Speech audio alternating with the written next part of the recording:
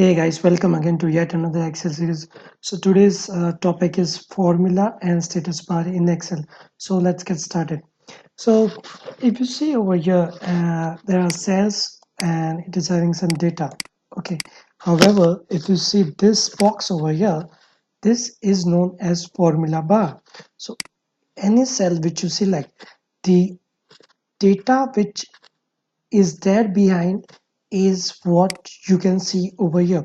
So if you say that what is there in cell B4, okay, so currently it is 57671. What is there in 2 C4? It is 2, and whatever I type over here is the same which is getting populated in formula bar. However, if I go to formula column, I see the value is C4 into D4. However, it doesn't shows me 115342. However, if I see over here, it shows me 57671. Why is that so? Because this column has this data in this column has been calculated based on the values in this column. So if any value which gets changed over here, it gets reflected over here. So that's why formula bar indicates what is the current value, and it says that this value might change based on the formula given.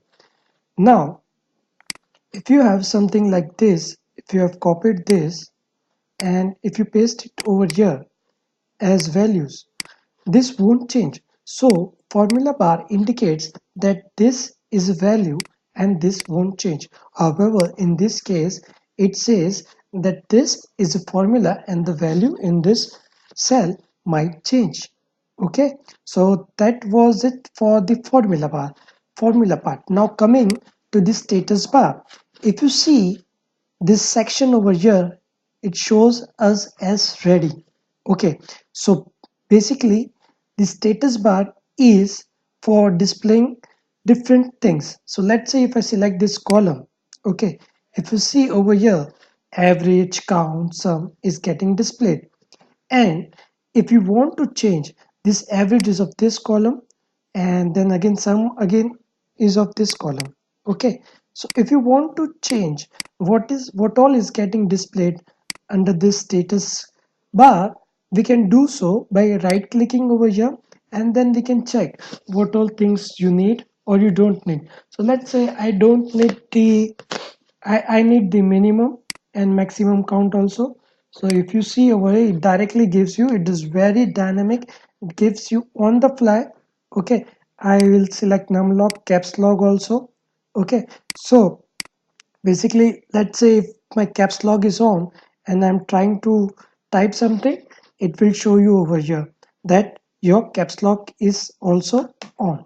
So these are different ways wherein you can just use this status bar and formula bar as per your needs. Okay, so that was it for the day.